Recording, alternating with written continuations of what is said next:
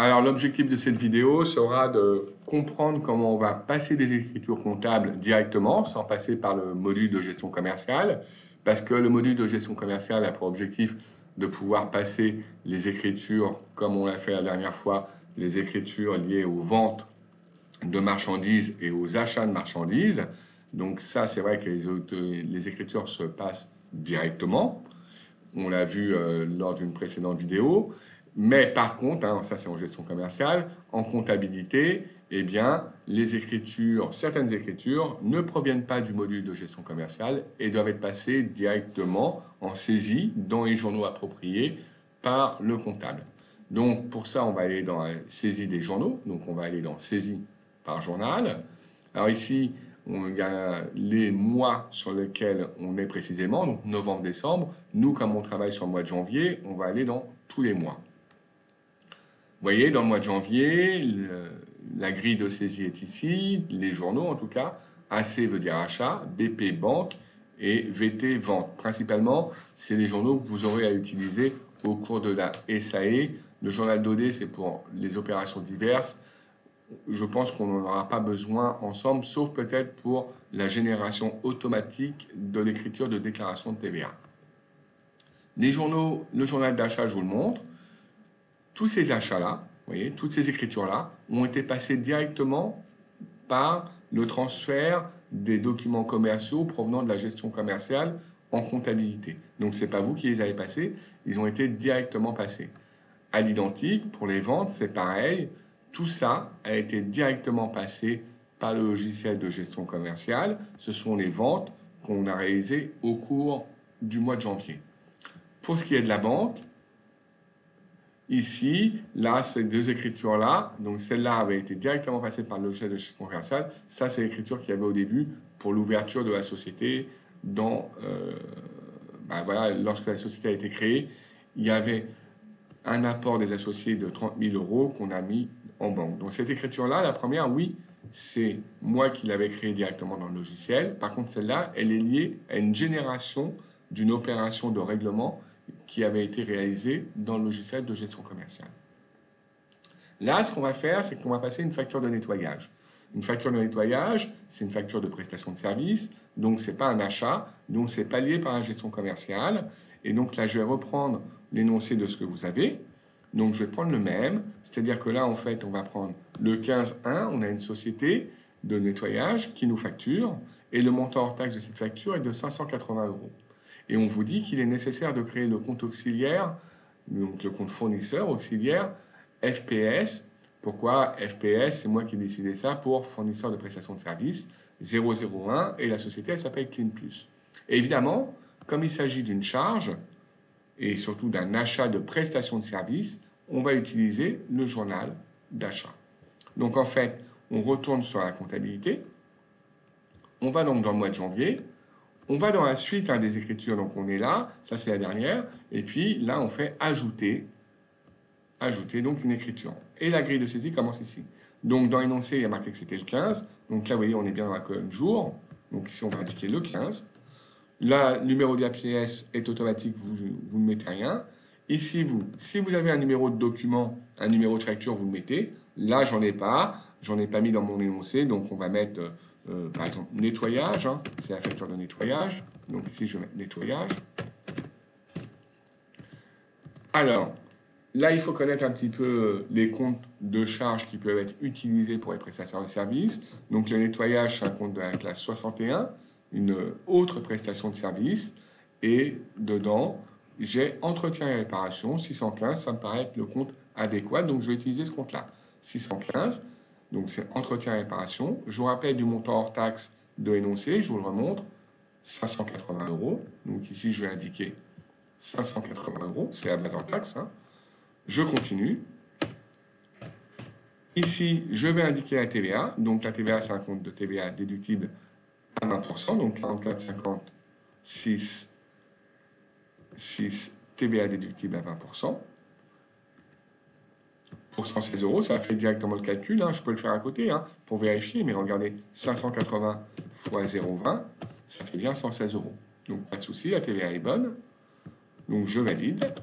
Et maintenant, je vais passer la dette. je le dois donc à un fournisseur 401, mais vous savez qu'ici, il faut créer des comptes auxiliaires.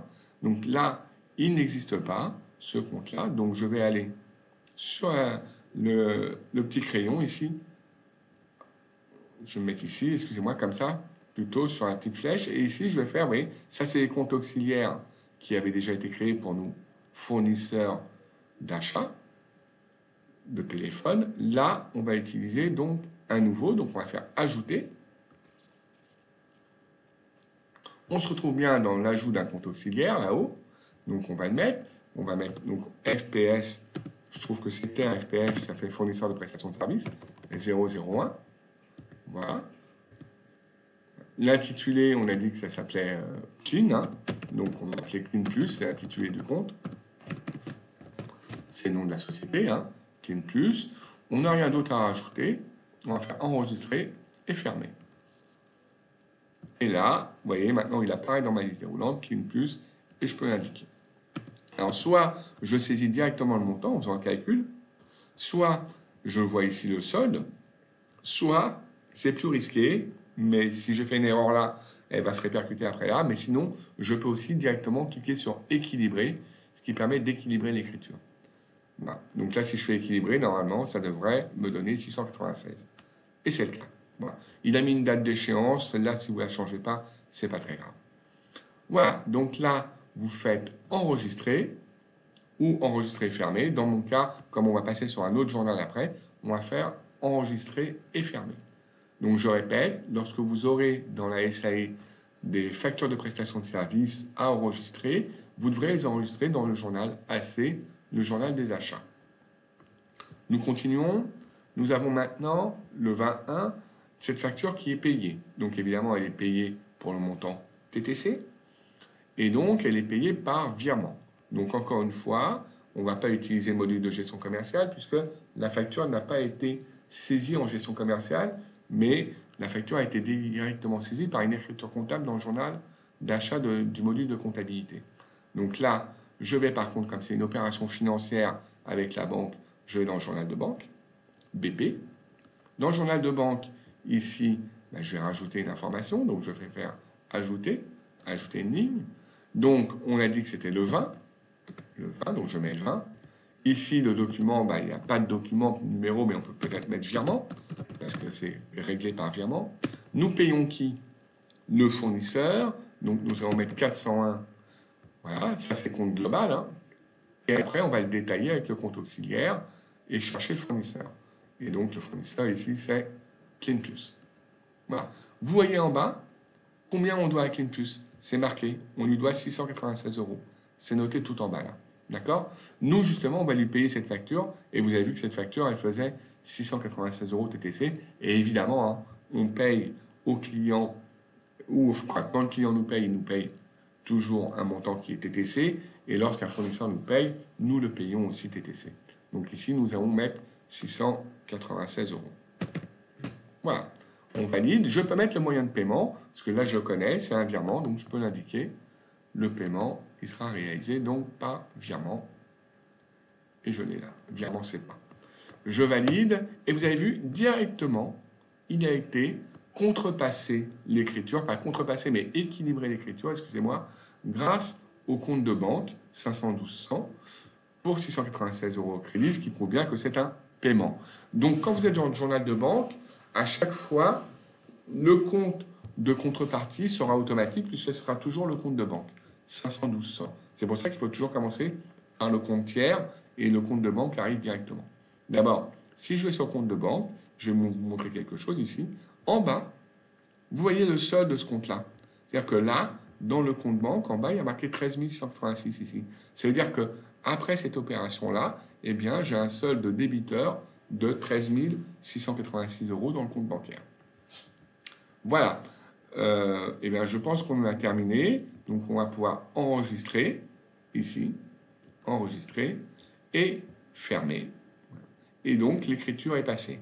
Ce qui veut dire que la personne de la SAE qui va travailler sur l'enregistrement des factures de prestation de services, mais aussi le paiement de ces prestations de services, travaillera uniquement sur le module de comptabilité en utilisant pour l'enregistrement des factures, le journal d'achat, et pour le paiement de ces factures, le journal de banque.